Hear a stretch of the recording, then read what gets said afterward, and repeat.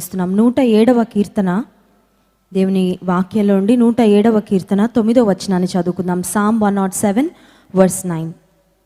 ఏలయనగా ఆశగల ప్రాణమును ఆయన తృప్తిపరచి ఉన్నాడు, ఆకలి గొనిన వారి ప్రాణమును మేలుతో నింపి ఉన్నాడు. ఇంకొకసారి అందరం కలిసి చదువుకుందాం. ఏలయనగా ఆశగల ప్రాణమును ఆయన తృప్తిపరచి ఉన్నాడు, ఆకలి గొనిన వారి ప్రాణమును మేలుతో నింపి ఉన్నాడు. చిన్న ప్రార్థన. పరిశుద్ధ ప్రేమ కలిగిన తండ్రి, నీకు స్తోత్రాలు. నీ సన్నిధికి వచ్చే భాగ్యాన్ని మీరు మాకు ఇచ్చినందుకు వందనాలయ్యా. నీ సన్నిధిలో ఒక్క దినము గడుపుట 1000 దినముల కంటే శ్రేష్టము కనుక స్తోత్రాలు ప్రభా. నీ సన్నిధికి వచ్చిన ప్రతి ఒక్కరిని నీవు దృష్టించే దేవుడో కనుక స్తోత్రాలు ప్రభా. మా హృదయ వాంఛలు, మా ఆశలు నీకు తెలుసు. నీవే నీ వాక్యం ద్వారా మమ్మల్ని నాయన బలపరచండి, సంధించండి, ఆశీర్వదించండి. యేసు నామమున ప్రార్థిస్తున్నాం తండ్రి, ఆమెన్. ఒక వ్యక్తి ఒక మాట చెప్పారు, అదేంటంటే if you aim at nothing you will hit it every time అని. ఇంకొకసారి చెప్తాను, if you aim at nothing you will hit it every time. గురి చూసి చాలాసార్లు షూట్ చేస్తూ ఉంటారు. ఎవరైతే మరి షూటింగ్ చేస్తూ ఉంటారో, కొన్నిసార్లు వేటాడేవారు చాలా జాగ్రత్తగా జంతువుని కానీ పక్షిని కానీ చూసి గురి చూసి కొడుతూ ఉంటారు. కొంతమంది గేమ్స్ ఆడేవాళ్ళు కూడా టార్గెట్ పెట్టుకొని ఆ టార్గెట్ను జాగ్రత్తగా కాన్సన్ట్రేట్ చేసి హిట్ చేస్తూ ఉంటారు. కానీ కొంతమందికి గురి లేకుండా కొడతా ఉంటారు బుల్లెట్స్, అవి ఎటెళ్తాయో వాళ్ళకి తెలియదు అనమాట. కొన్నిసార్లు మన జీవితంలో కూడా ప్రయాణం వెళ్తూనే ఉంటుంది, ఎందుకంటే జీవితం ఆగదు కదా.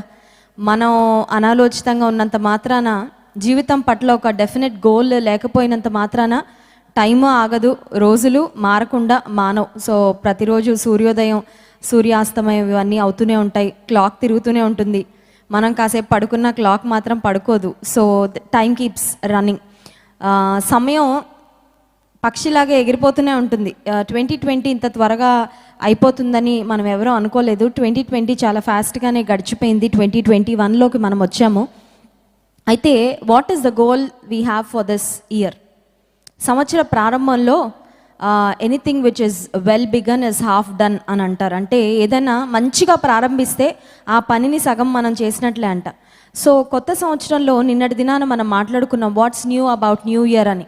అసలు కొత్త సంవత్సరంలో కొత్తదనం ఏంటి, కొత్త సంవత్సరాన్ని నిజంగా ఒక క్రొత్తదిగా చేసేది ఏంటి అని ఆలోచన చేస్తాము. సో నూతన స్వభావము, నూతన హృదయము, నూతన సృష్టి అనే 3 అంశాలు నిన్నటి దినాన వాక్యం నుండి మనం ధ్యానం చేసాం. ఈరోజు నేను ఏమి మాట్లాడాలనుకుంటున్నానంటే, what is the goal that you have, what is the desire that you have for this new year? ఈ నూతన సంవత్సరంలో నీ ఆశలేంటి, నీ ఆశయాలేంటి, నీ గోల్ ఏంటి, నీ టార్గెట్ ఏంటి, ఏమి పొందుకోవాలనుకుంటున్నావు, ఏమి సాధించాలనుకుంటున్నావు? బైబిల్ గ్రంథంలో మనం గమనించినట్లయితే హన్నా అనే ఒక స్త్రీని మనం చూస్తాము. ఆమెకు పిల్లలు లేకపోతే ఆమె వైరి అయిన పెనిన్న ఆమెను ఎంతో విసిగిస్తుంది. చాలా డిప్రెస్ అయిపోతున్న పరిస్థితుల్లో హన్నా అనుకుంది, నా ప్రాబ్లంకి సొల్యూషన్ కేవలము దేవుని మందిరంలో నేను ప్రార్థన చేస్తాను, దేవుడు మాత్రమే నాకు సొల్యూషన్ ఇవ్వగలరని ఆమె దేవుని సన్నిధిలో వెళ్ళి ప్రార్థన చేసినప్పుడు ఆశ్చర్య రీతిగా ఏలి ఆమె వద్దకు వచ్చి, యాజకుడైన ఏలి ఆమె వద్దకు వచ్చి చెప్పిన మాట ఏంటంటే, వచ్చే సంవత్సరం ఈ సమయానికి నీ ఒళ్ళో ఒక కుమారుడు ఉంటాడు. సో వచ్చే సంవత్సరం ఈ సమయం మళ్ళీ వచ్చేస్తుంది, చాలా ఫాస్ట్గా వచ్చేస్తుంది. అయితే వచ్చే సంవత్సరం ఈ సమయానికి where do you want to be in your spiritual life? నీ ఆధ్యాత్మిక జీవితంలో నువ్వు ఎక్కడ ఉండాలనుకుంటున్నావు? నీ ఆర్థిక విషయాల్లో నువ్వు ఎక్కడ ఉండాలనుకుంటున్నావు? నీ చదువుల్లో నువ్వు ఎక్కడ ఉండాలనుకుంటున్నావు? నీ కెరియర్లో నువ్వు ఏ స్థితిలో ఉండాలనుకుంటున్నావు? Do you have a definite goal? Do you have a definite target? నీ జీవితంలో నేను ఇది రీచ్ అవ్వాలి, ఇది సాధించాలి అనే ఒక గోల్ ఏదైనా మనము కలిగి ఉన్నామా? ఇందాక నేను చెప్పాను కదా quotation, if you aim at nothing you will hit it every time అని. అసలు గోలే లేకపోతే ప్రతిసారి ఆ గోల్ తగిలేస్తూ ఉంటుందంట. ఏంటి? నథింగ్ అనే గోల్ అనమాట. ప్రతిరోజు లేచినప్పుడు ఈరోజు ఏం చేయాలో ఒక ప్లానింగ్ లేదు, ఒక డెఫినెట్ పర్పస్ లేకుండా బ్రతికేస్తున్నప్పుడు రోజులు ఏదో జంతువులకి మనకు కూడా చాలాసార్లు ఒక డిఫరెన్స్ ఉండదు. ఎందుకంటే అవి కూడా తినడానికి, త్రాగడానికి, పడుకోవడానికి, ఇంకా డే టు డే యాక్టివిటీస్ చేయడానికే తప్ప జంతువుల్ని వెళ్ళి మనం ఇంటర్వ్యూ చేస్తే ఎందుకు బ్రతుకుతున్నారంటే మాకే తెలియదు అంటాయి అవి. బట్ దేవుడు మనిషిగా మనల్ని సృష్టించాడు, సృష్టికి మకుటంగా మనల్ని చేశాడు, తన పోలికలో తన స్వారూప్యంలో దేవుడు సృజించాడు. నా మహిమ నిమిత్తము నేను సృజించిన వారిని అనే మాట దేవుని వాక్యంలో చూస్తాం. సో మన జీవితము, మన జీవిత గమ్యము, మన జీవితం యొక్క పరమార్థము దేవుని మహిమ కొరకు నీవు నేను సృజించబడ్డాం. సో దేవుని మహిమ కొరకు ఎలా బ్రతకాలనుకుంటున్నాం?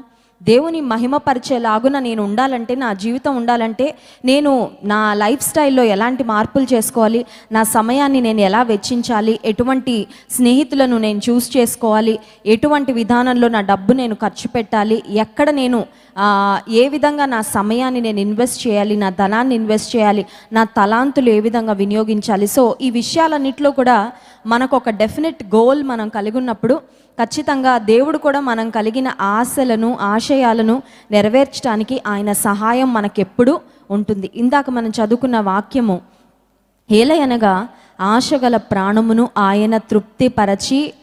అసలు ఆశ లేదనుకోండి, ఇంకా తృప్తి పడడం అనేది ఉండదు. కొంతమందికి ఒక ప్రాబ్లం ఉంటుంది, అదేంటంటే వాళ్ళకి ఆకలి ఉండదు, యాపిటైట్ ఉండదు అనమాట. సో ఆకలి లేని వాళ్ళని తృప్తిపరచగలమా చెప్పండి? ఆకలి లేని వాళ్ళు అసలు తినమంటారు. 10 ఐటమ్స్ చేసామండి మీకోసం, కష్టపడి చేసామంటే does it make any sense to them? వాళ్ళకి అదేమన్నా, వాళ్ళని అది సంతోషపరచదు. ఎందుకంటే మాకు ఆకలే లేదంటే ఇవన్నీ మాకు ఎందుకండి, ఇవన్నీ తిన్నా మాకు అరగం అంటారు. చూడండి, పెద్ద వయసుకు వచ్చేసరికి వాళ్ళ ఫుడ్ లిమిటెడ్ అయిపోతూ ఉంటుంది. అదే ఒక యంగ్స్టర్ ముందు పెడితే ఎన్ని పెట్టినా అన్నీ ఊపేస్తారు. కాకపోతే ఒక ఏజ్డ్ పర్సన్కి అంత యాపిటైట్ ఉండదు, తినాలని ఆశ ఉండదు, తిన్నా అరిగించుకొని కెపాసిటీ కూడా వాళ్ళకు ఉండదు. ఇప్పుడు విశ్వాస జీవితంలో కూడా అసలు మనకు ఆశ ఉందా లేదా? యాపిటైట్ ఉందా? ఆశ దేనికోసం ఆశ ఉంది? దేవునిలో ఎలా ఎదగాలని ఆశ ఉంది, దేవుని కొరకు ఎలా పనిచేయాలని ఆశ ఉంది, కెరియర్లో ఎలా గ్రో అవ్వాలని ఆశ ఉంది, నీ కుటుంబాన్ని ఎలా స్థిరపరచుకోవాలని ఆశ ఉంది. సో స్పిరిచువల్ లైఫ్లో, ఆధ్యాత్మిక జీవితంలో కొన్ని గోల్స్ మనం కలిగి ఉండాలి, కొన్ని ఆశలు. ఈ సంవత్సరంలో నేను బైబిల్ కంప్లీట్ చేయాలి, ఇన్ని అధ్యాయాలు నేను బైబిల్ కంఠస్థం చేయాలి, ఒక్క ఆదివారం కూడా నేను మందిరాన్ని మిస్ కాకూడదు, నా దశంభాగాన్ని దేవునికి నేను నమ్మకంగా చెల్లించాలి. ఆ తర్వాత సో దేవుని విషయాల్లో మనకు కలిగి ఉండాల్సిన ప్రతి దినము దేవుని సన్నిధిలో ప్రార్థన చేయడం, ఒక స్పెసిఫిక్ టైం పెట్టుకొని రోజుకి ఇంత సమయం నేను ప్రార్థన కొరకు కేటాయించాలి. సో ఇవన్నీ స్పిరిచువల్ గోల్స్ కిందకు వస్తాయి. ఆ తర్వాత మనం ఈ లోకంలో బ్రతుకుతున్నాం కాబట్టి ఈ లోకంలో మన ఉద్యోగాలు, మన చదువులు, మన కెరియర్, ఈ లోకరీతిగా కూడా మనము దేవుని కొరకు ప్రకాశించాలి అని దేవుడు కోరుకుంటున్నాడు. బైబిల్ గ్రంథంలో చూస్తే జోసెఫ్ లైఫ్ మనం గమనిస్తే, ఒకప్పుడు పిట్లో ఉన్నాడు, కానీ దేవుడు యోసేపుని హెచ్చించిన తర్వాత ఐగుప్తు దేశంలో ఫరో అంతటి స్థానానికి యోసేపు చేరుకున్నాడు. దానియేలు కూడా మనం చూస్తే కన్య దేశంలో, బబులోను దేశంలో ఉన్నప్పటికీ ఒక అడ్మినిస్ట్రేటర్గా, అంటే బబులోను రాజు క్రింద పరిపాలన చేసే ఒక వ్యక్తి స్థానానికి దేవుడు దానియేలును హెచ్చించినట్లుగా దేవుని వాక్యంలో మనం చూస్తాం. సో ఈ లోకరీతిగా కూడా మనం ఉన్నతమైన స్థానాలకు రావాలి అనేది దేవుని ఉద్దేశం. కానీ ఒకటి, ఎంత హెచ్చించబడినా మనలో తగ్గింపు స్వభావం మాత్రం ఉండాలి. హెచ్చించబడ్డం పొరపాటు కాదు, ఆశీర్వదించబడ్డం పొరపాటు కాదు, ధనికులు అవ్వడం పొరపాటు కాదు, భాగ్యవంతులు అవ్వడం పొరపాటు కాదు. కానీ వాటినే నమ్ముకొని, వాటినే చూసి ఆనందిస్తూ, దేవుణ్ణి ప్రక్కన పెట్టేసి, కళ్ళు నెత్తికెక్కేసి దేవుని ప్రజలను, దేవుని సంఘాన్ని, దేవుని సేవకులను అందరినీ ప్రక్కన పెట్టేసి, నా ధనమే నా దేవుడు, నా కడుపే నా దేవుడు, లేకపోతే నా ఇల్లే నా దేవుడు, నా బిజినెసే నా దేవుడు అన్నట్లుగా వాటిని దేవుని కంటే ఎక్కువ స్థానం ఇస్తే అది పొరపాటు. But God wants us to flourish, God wants us to be prosperous. దేవుడు మనం అన్ని విషయాల్లో అభివృద్ధి చెందాలని, ఆశీర్వదించబడాలని కోరుకుంటున్నాడు. సో అదే రీతిగా మన ఆరోగ్య విషయాల్లో కూడా మనకు కొన్ని మంచి గోల్స్ కలిగి ఉండాలి. చూడండి, చాలామంది న్యూ ఇయర్ రాగానే కొన్ని గోల్స్ పెట్టుకుంటారు. ఈ సంవత్సరం నేను డైటింగ్ చేస్తాను, నా ఐడియల్ వెయిట్ 60 kgs లేకపోతే 65 kgs 70 kgలకు రావాలి అనుకుంటారు. ఒక 2 రోజులు అన్నీ ఫాలో అయిపోతారు. అసలు ఆయిల్ ఫుడ్స్ తినకూడదు, బాగా వాకింగ్ చేయాలి, బాగా ఫ్రూట్స్ తినాలి, స్వీట్స్ ముట్టుకోకూడదు, ఇలా కొన్ని పెట్టేసుకుంటారు. మళ్ళీ వారం రోజులు అయ్యాక అంతా మామూలే అనమాట. అంత యథా రాజా తదా ప్రజ అన్నట్లు, యథా తదా అన్నట్లు జీవితం మళ్ళీ నార్మల్కి వెళ్ళిపోతూ ఉంటుంది. సో సెట్ సమ్ గోల్స్, ఆరోగ్య విషయాల్లో, అలాగే ఆత్మీయ విషయాల్లో, కెరియర్లో, ఉద్యోగంలో, నేను ఉద్యోగంలో ఒక నెక్స్ట్ లెవెల్కి నేను వెళ్ళాలి, నెక్స్ట్ ఈ ఇయర్లో ఒక ప్రమోషన్ తీసుకోవాలి, లేకపోతే ఈ ఇయర్లో నాకు హైక్ వచ్చేటట్లుగా నేను పని చేయాలని. సో ఆర్థికంగా కూడా మనం కొన్ని గోల్స్ కలిగి ఉండాలి. ఈ సంవత్సరంలో నేను ఇంత అమౌంట్ సేవ్ చేయాలి. ఎందుకంటే చాలామంది డబ్బు వచ్చినంత కాలం ఖర్చు పెట్టేస్తూ ఉంటారు. ఆ తర్వాత ఏదో అనుకోని పరిస్థితుల్లో ఉద్యోగం పోవడమో, లేకపోతే శాలరీ లేట్గా రావడమో, ఇటువంటివి ఏదైనా అవ్వగానే ఇబ్బంది పడుతూ ఉంటారు. సో దేవుడు మనకి ఇస్తూ ఉన్నప్పుడు we have to be faithful stewards of the money that God gives us. దేవుడిచ్చే ధనం కూడా మనం చాలా జాగ్రత్తగా ఖర్చు పెట్టాలి. సో ఎంత దాచాలి, ఎంత ఖర్చు పెట్టాలి, ఎంత దేవునికి ఇవ్వాలి, సో ఇవన్నీ కూడా మనం జాగ్రత్తగా కొన్ని ఫైనాన్షియల్ గోల్స్. కొంతమంది చూడండి, ఆ లైఫ్ వెళ్ళిపోతానే ఉంటుంది లేండి, మనం అన్నీ ప్లానింగ్ చేసుకోవాలా అని అనుకుంటారు. కానీ దేవుని చిత్తం అయితే, దేవుడు నన్ను సజీవంగా ఉంచితే నా భవిష్యత్తు ఇలా ఉండాలని నేను కోరుకుంటున్నానని ప్లాన్ చేసుకోవడంలో ఎటువంటి పొరపాటు లేదు. అంటే నాకు దేవుడు అవసరం లేదు, దేవుని సహాయం అవసరం లేదు, నా స్వశక్తితో నా జ్ఞానంతో నేను అన్నీ చేసుకోగలను అని ముందుకు వెళ్ళడం పొరపాటు. కానీ దేవుని కృప మీద ఆధారపడుతూ, దేవా నీ చిత్తమైతే నా ప్రణాళిక ఇది, దేవా నీ చిత్తమైతే ఒక వాహనం కొనుక్కోవాలనుకున్నాం, ఒక ఇల్లు కట్టుకోవాలనుకున్నాం, లేకపోతే పలానా విషయం పలానాది ప్రారంభించాలనుకుంటున్నామని అన్ని విషయాల్లో దేవుని మీద ఆధారపడుతూ ఆయన చిత్తాన్ని తెలుసుకుంటూ మనం అడుగులు ముందుకు వేసినప్పుడు పిల్లలు పైకి వస్తుంటే తల్లిదండ్రులు ఎలా ఆనందిస్తారో, పరలోకపు తండ్రి కూడా డెఫినెట్గా ఆయన బిడ్డలంగా మనం when we prosper, when we grow, మనం ఎదుగుతున్నప్పుడు దేవుడు మన ఎదుగుదలని చూసి, మన అభివృద్ధిని చూసి ఆయన ఆనందించేవాడు. అంత మాత్రమే కాదు, ఆయన మనల్ని ఆశీర్వదించే దేవుడు కూడా. హల్లెలూయా. ఇస్సాకు అనే వ్యక్తి బైబిల్ గ్రంథంలో మనం చూస్తాం, అబ్రహాం యొక్క కుమారుడు ఇస్సాకును దేవుడు ఆశీర్వదించాడనే మాట ఉంటుంది. ఆదికాండము 26వ అధ్యాయము 12వ వచనం. ఇస్సాకు ఆ దేశమందున్న వాడై విత్తనము వేసి ఆ సంవత్సరము 100 ఫలము పొందెను. యెహోవా అతనిని ఆశీర్వదించెను గనుక ఆ మనుష్యుడు గొప్పవాడాయను. హల్లెలూయా. గొప్పతనం అనేది ఎవరిస్తారండి?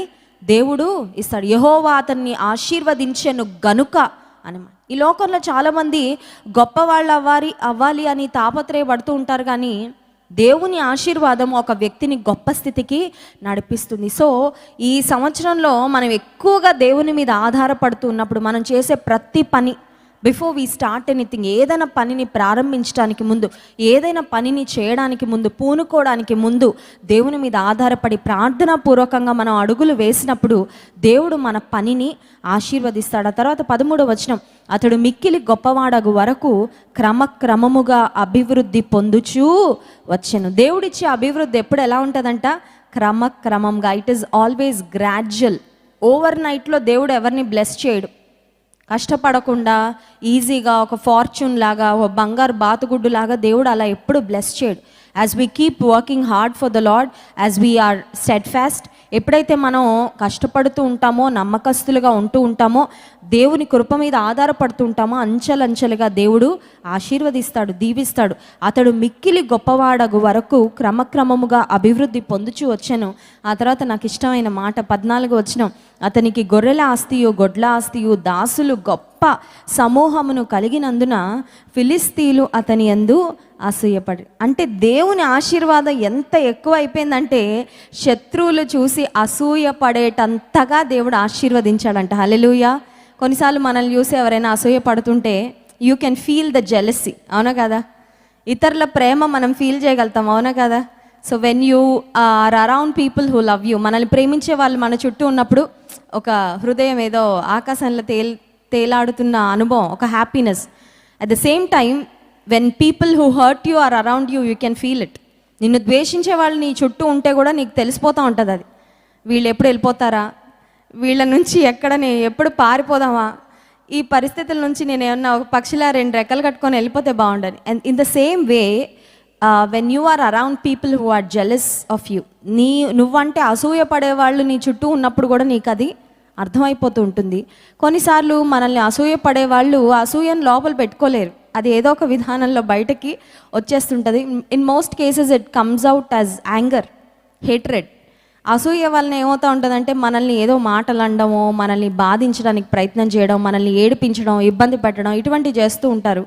అప్పుడు మనకు అనిపిస్తుంది, అయ్యో దేవా ఎందుకయ్యా నన్ను ఇలాంటి పరిస్థితిలో పెట్టావు, వీళ్ళు నన్ను చూసి అసూయ పడుతున్నారు ఏంటని బాధపడతాం. కానీ the other way of looking at it, ఆ పరిస్థితిని మనం ఎలా చూడాలంటే, నువ్వు ఎంత ఆశీర్వదించావయ్యా, నా శత్రువు నన్ను చూసి అసూయ పడేటంతగా నన్ను నువ్వు ఆశీర్వదించినందుకు నీకు వందనాలని మనం చెప్పగలిగితే ఆ బాధ కూడా పోతుందండి. హల్లెలూయా. అపవాది ఎప్పుడు ఒక పరిస్థితికి రెండు కోణాలు ఉంటాయి.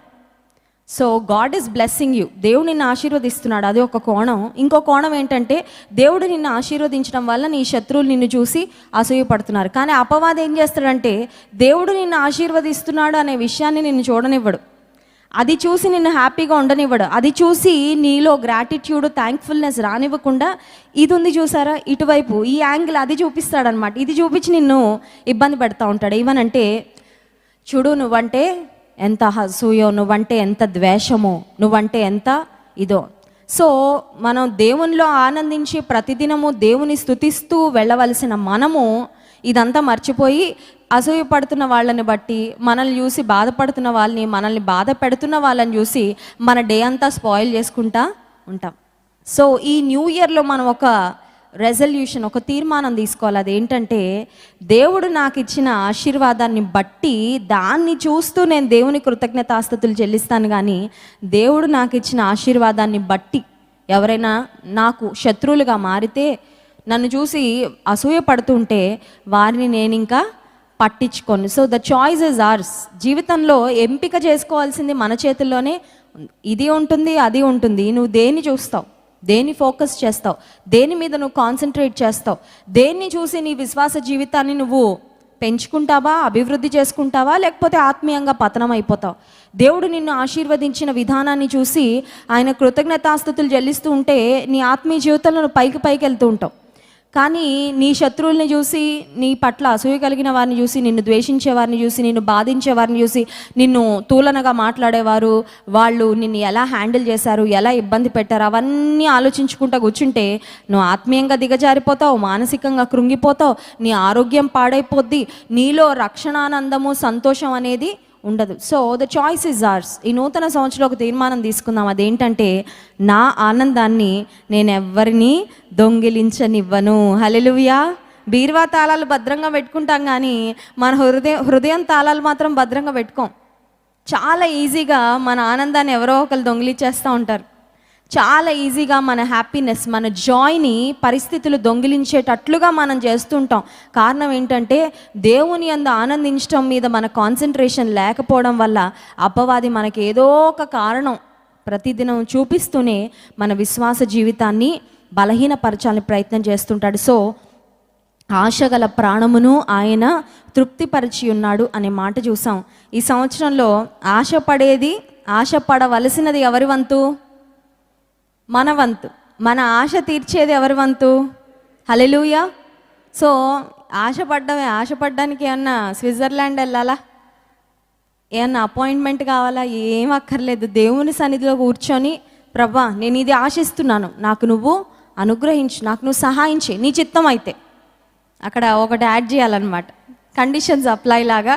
నీ చిత్తము అయితే, నీ చిత్తం కాకపోతే నాకు వద్దు, నీ చిత్తం అయితే నేనైతే ఇది ఆశిస్తున్నాను, if it is your will, నీ చిత్తం అయితే, నీ సంకల్పం అయితే నాకు నువ్వు అనుగ్రహించు అని మనం అడిగినప్పుడు ఆశగల ప్రాణమును ఆయన ఖచ్చితంగా తృప్తిపరుస్తాడు. And I'm sure at the end of the year, మళ్ళీ 2021 ఎండింగ్లో మనందరినీ మళ్ళీ ఆయన సన్నిధిలో సాక్షులుగా నిలబెట్టుకుంటారు. ఏంటి సాక్ష్యం అంటే, ఈ సంవత్సరంలో దేవుని సన్నిధిలో నేను ఇది ఆశించాను, నా ఆశను కూడా మన దేవుడు ఎంత గొప్ప దేవుడు అంటే, మన అవసరతలు మాత్రమే తీర్చేవాడు కాదు, ఆశలు కూడా తీర్చేవాడు. హల్లెలూయా. ఆశలకి కొన్నిసార్లు బార్డర్స్ ఉండవు, ఎందుకంటే కోటలు దాటిపోతుంటాయి ఆశలు. ఆశపడ్డానికి ఏం అక్కర్లేదు కదా, you just have to wish, అంతే. Wish and ask. కొంతమందికి అడగడానికి కూడా బద్ధకమే. వాళ్ళు ఎంత దౌర్భాగ్యవంతులో ఒకసారి ఆలోచించేయండి. అంటే బద్ధకస్తులు అనమాట, అడగడానికి కూడా కష్టమే. నీకు ఆశీర్వాదం ఇంకెలా ఇస్తాడు ప్రభు? నువ్వు మొదట అడిగితే, ఆశిస్తే, ఆయన చిత్తాన్ని కోరుకుంటే నీ జీవితంలో తప్పకుండా ఆయన నీ ఆశను నెరవేరుస్తాడు. కనుక ఈ సంవత్సరంలో నాకు పట్టు చీరలు ఇవ్వు, నాకు ఇల్లు ఇవ్వు, నాకు కారు ఇవ్వు, నాకు బైక్ ఇవ్వు, అవి సెకండరీ లిస్ట్. కానీ ఆధ్యాత్మికంగా where you want to be, spiritual లైఫ్లో ఆధ్యాత్మికంగా నువ్వు ఏ స్థానంలో ఉండాలనుకుంటున్నావు, దేవుని ఎలా గణపరచాలనుకున్నావు, దేవుని ఎలా మహింపరచాలనుకున్నావు, అది ఫస్ట్ లిస్ట్ మనం పెట్టుకొని, ఈ సెకండ్ లిస్ట్ ఉన్నా పర్వాలేదు, మొత్తం లిస్ట్ అంతా చూస్తాడు దేవుడు. ఫస్ట్, సెకండ్, థర్డ్ అని ఫస్ట్ మాత్రమే పట్టించుకొని వెనక లిస్ట్ ఆయన ఇగ్నోర్ చేసే దేవుడు కాదు.